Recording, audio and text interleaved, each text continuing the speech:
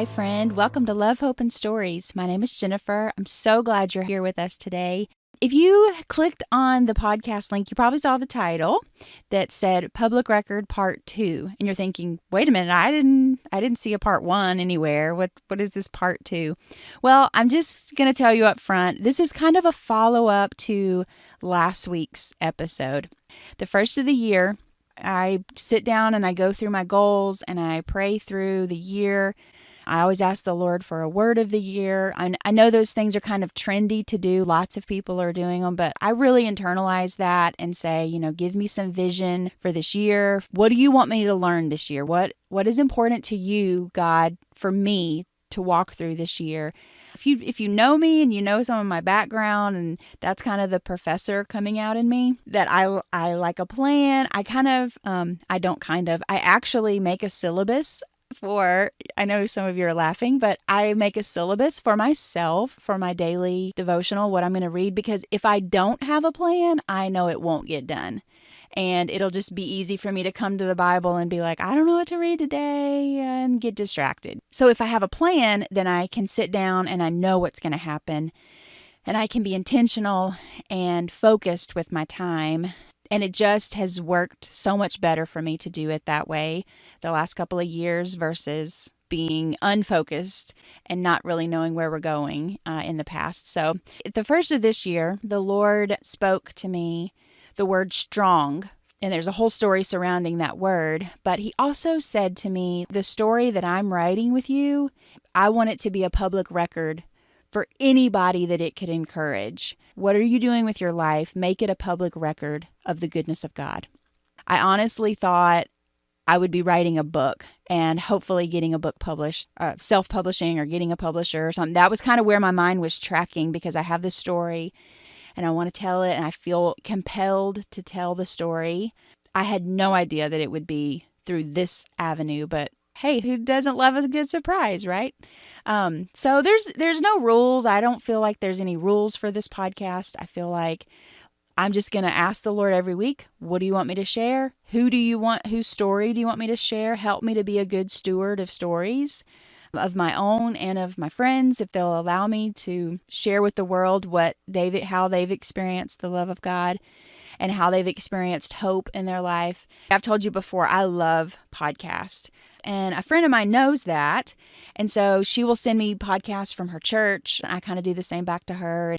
So she sent me one from Covenant Church in the Dallas area. They had a guest speaker, Bob Sorge. And it's in their summer reading series, if you want to look it up after you listen to this.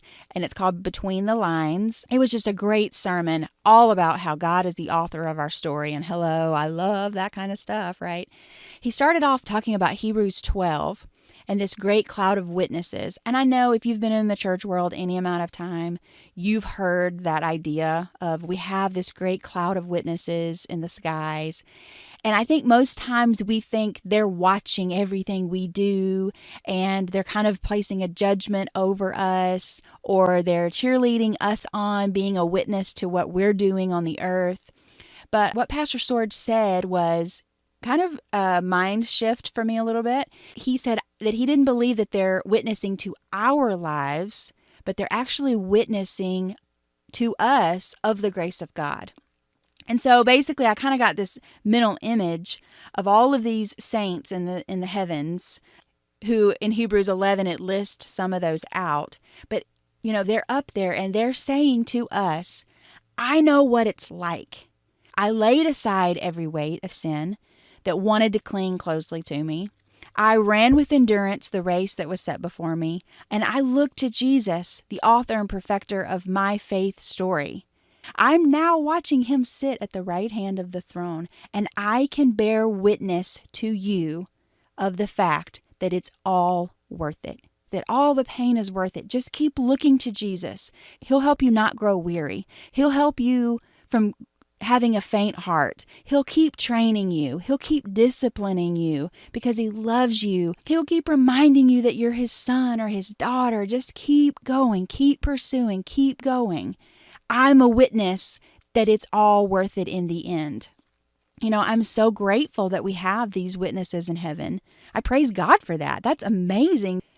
But man, I also need witnesses here on earth today. Like I need a text from a friend that says, hey, I'm running this race too. Let's stay encouraged. Hey, I'm praying for you. Will you pray for me? Hey, let's keep calling each other on our junk. Let's keep pushing each other towards Jesus. Like we have these people that have already finished the race, but I need a witness that's next to me who's running right along with me. Like I need that kind of witness in my life. And I want to be that kind of witness in the world. I see the value in it in my own life. And so I want to do that for other people. And I hope that you're feeling encouraged by this show in that way. I hope that, once a week you get a few minutes of someone saying, just keep going. Just keep going. I mean, yes, the road is hard and it's long, but you know what? It's going to be worth it. Let's just keep running together, One of the things that God has been talking to me about the last couple of weeks, if I could just share some encouragement with you, is this idea of a mirror. Let me set it up for you. When we moved into our house, we were, came to look at the property, and we were walking with our realtor. In the entryway, there's this big blank wall that the previous homeowners had purchased, just a gigantic mirror. It's like floor to ceiling, wood framed. It's just gorgeous mirror. It's like massive. And so our realtor, as we're walking through, she said, if you see anything, if you see a lamp or if you see a chair or any kind of piece of furniture, piece of art that you like, we can put that into the contract and we can ask the homeowner to also sell that as they sell the home.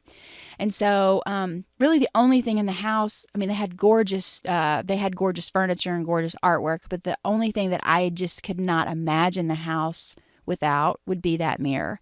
And so they actually sold it to us. And it's cool because I can sit on my couch, the way our house kind of flows. I can sit on my couch, and looking through that mirror, I can see the angle of the kitchen, and I can tell if my 4-year-old son is climbed up on the sink drinking out of the faucet, which is his favorite way to get, some water. Or if I can see the stove and I can make sure that the babies aren't getting too close to the stove, or they're not pressing buttons they shouldn't be pressing. Or I love this mirror. But the Lord's been talking to me about, he's been saying, Jen, I don't want you to look at life through a mirror. If you were to go over and stand in front of a mirror today, you are in the center of your line of vision. And you may see other people around you. You may see other people in the room. You may see the furniture that's around you. You can see things, but you can only see what's in the frame of the mirror. And you are always in the center. You're always going to have to look around yourself to see what else is in the picture. The Lord's saying, you're looking at life and you can see me. I'm in the room. You see that I'm there with you. You see my glory. You see people. You see the people that are closest to you. You can see some people who are farther, but you can't see everybody because you're not looking at the room. You're looking at a mirror. And you can see my mission, but you can't see all of it because you're looking at a mirror. You're not looking at the room. You can't see what's around the corner from what the mirror is showing you. It's kind of like the selfie view. Like I love Instagram stories, but you can tell when that girl is sitting in the driver's seat. Like obviously you see the steering wheel, but she's on the passenger side. You realize, wait a minute, that's not how it's actually happening. If I was in the car with her, I would have a different viewpoint than what it is that I'm seeing. It kind of plays a trick on your mind, when we have this selfie view and you realize, really, that thing is on the other side of her or him. And the Lord's been saying to me, that's what it will be like for you if you keep looking at life through a mirror. So I want to turn you around and let you see the room. There's more. There's more to the picture than just what you see in the mirror. There's a clearer view than what you see in the mirror. And it's not about you. Like, if you turn around and look at the room, you won't see so much of yourself. You'll be able to see what I'm actually wanting to show you. And so sometimes God gives us installments of the revelation of the love that He has for us. And a few of those little stories of Him gently taking me by the shoulders and turning me around to face the room instead of facing the mirror, that are a continuation of the story. I told you about our journey through infertility and taking God at His word, and, within a year seeing the Lord bring these babies into the earth, and how that was just a pivotal moment. But I had to submit the bitterness that was in my heart. I had to turn that over to him and let him plant the truth of his word in my life. And how that whole process, I talked about that process on the previous episode. But something that happened after that, after the babies came, the next year was really difficult. I mean, motherhood hit me like a tsunami, and it really, I felt like I was floating in an ocean of dangerous things. And I don't know what's happening, and this is really not what I pictured motherhood to be like. I don't know what I pictured it to be like. I pictured it to be like a magazine, I'm sure. I didn't know we were going to be adopting a child. I wanted to, but I didn't know that was going to happen. I didn't know what an open adoption would really look like and live that out. And I also didn't know, I never would have expected to have a child born with special needs and the severity of the needs that our daughter had when she was first born and what she still has. But particularly at the beginning, I just didn't know what 2015 would hold. And at the end of that year, I went to a women's conference at our church called Shine. Prior to this conference, we had just started attending Shoreline City, and Pastor Onika had been telling the women of the church at the conference, God's going to give you a brand new name. He's going to give you a brand new name. He's going to give you a brand new name. Like over and over and over. And we prayed about the names and the labels that we carry around with us. And she wanted us to be prepared that God was going to give us a brand new name. And so I'm listening and I'm ready. And this is amazing. But God, you just gave me a brand new name. Because now with Isabella, every doctor's appointment we go to, every hospital visit, every therapy appointment, nobody knows my name is Jennifer anymore at all. To everybody else, I'm called Mom, which in one part is like, hello, call me by my name. My name is Jennifer. And they're like, okay, Mom, which is a little annoying. But at the same time, that's what I had been praying for. So every time I hear it, even though I get a little annoyed by it, I also hear the miracle that somebody is calling me Mom, because there was a day I would walk through a store and hear a child call their mom and just bust out crying right there in the store by myself. And so it was kind of this back and forth of, it's annoying that you're calling me Mom, but it's also a blessing that you're calling me Mom.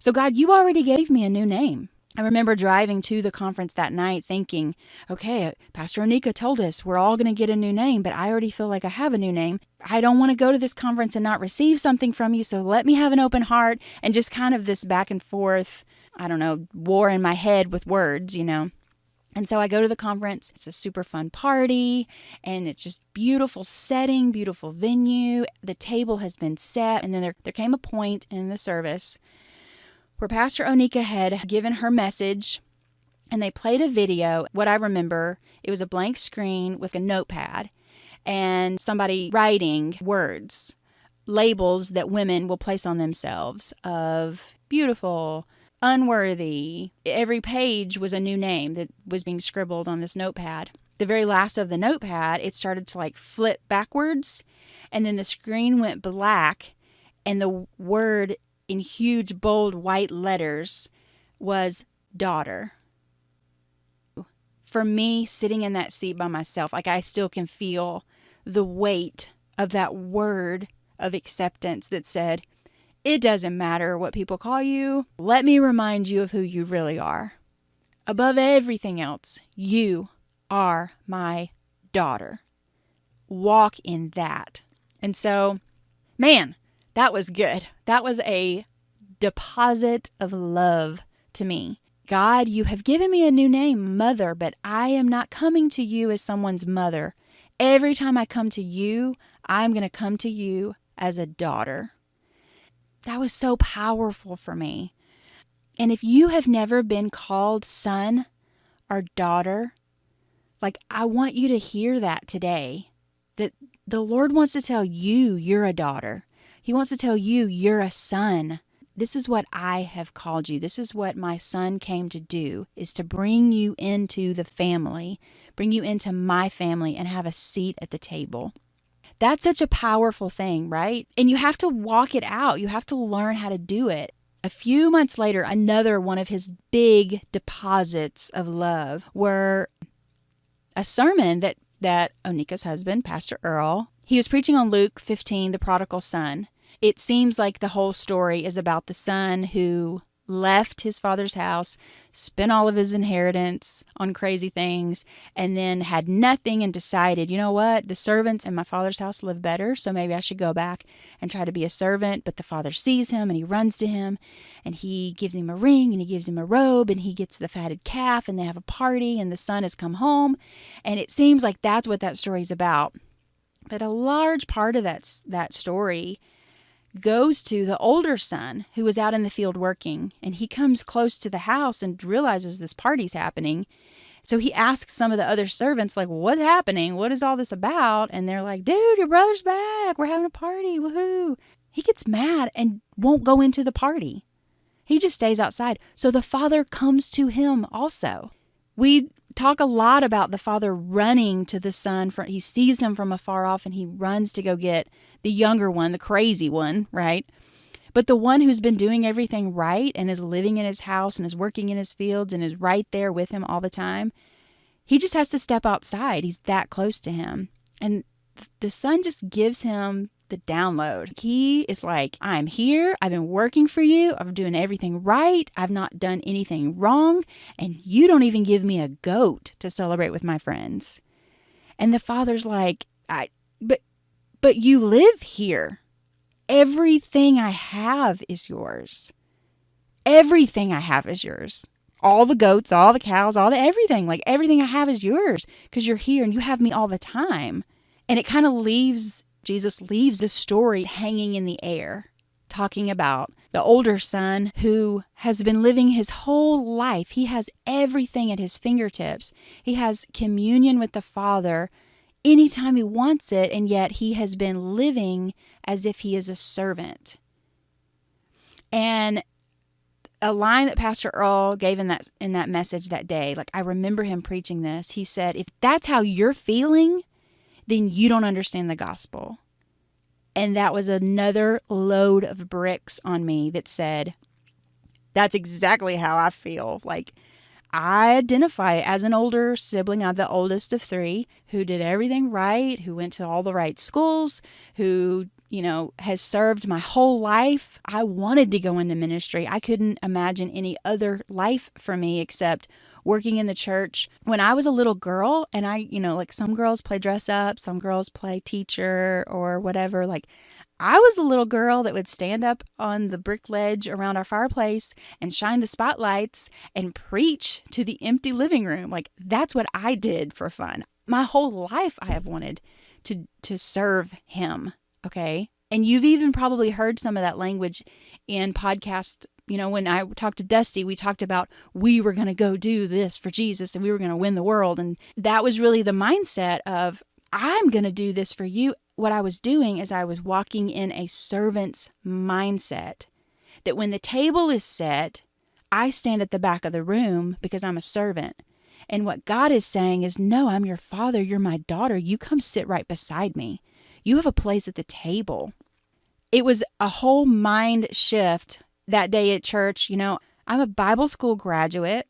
I have a master's degree in Christian education. I had been mentoring and discipling young adults and college students for 15 years at that point, while I'm sitting in that pew that Sunday thinking, I don't understand the gospel. I have a skewed view of what it is that Christ actually did for me.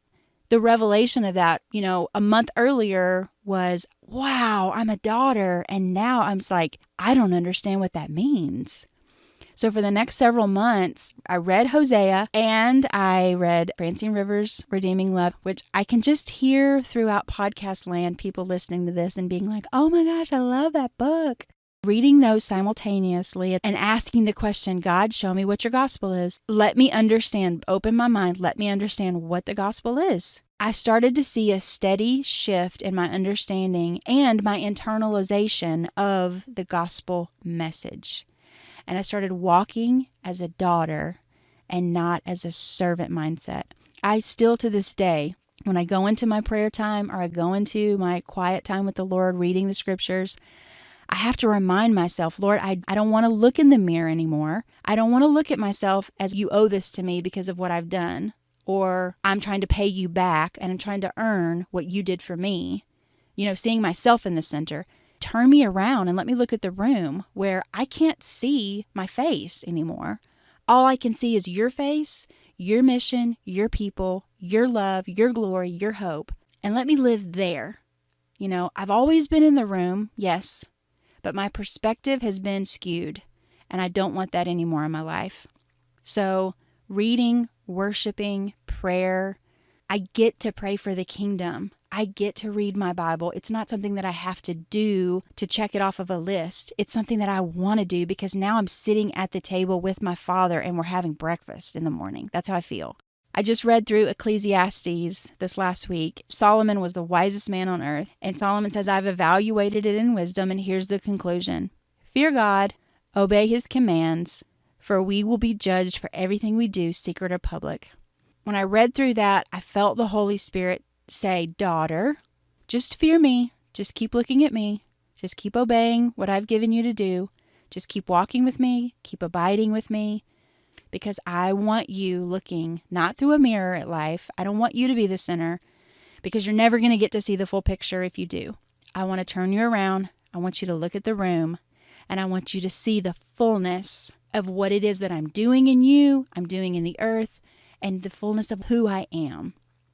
That has been really freeing to me, and I have been praying that as I share that encouragement, I'm running alongside you. Whatever you're doing right now, if you're in your car, if you're washing dishes, I want you to hear the Holy Spirit, as he said to me, also say to you, you're a daughter, you're a son. Look at me, look me full in the face, and let's keep going together. Thank you so much for listening. I hope it's encouraged you. If it has, please share it with a friend. Rate, review, subscribe on iTunes. Do all the things. I want to know your story. So please email me at lovehopeandstories@gmail.com. You can find me on all the social media sites, Facebook, Instagram at Love, Hope, and Stories. Let's link arms as we're running this marathon of life, and let's keep cheering each other on, just like the great cloud of witnesses, to share love and hope with the world.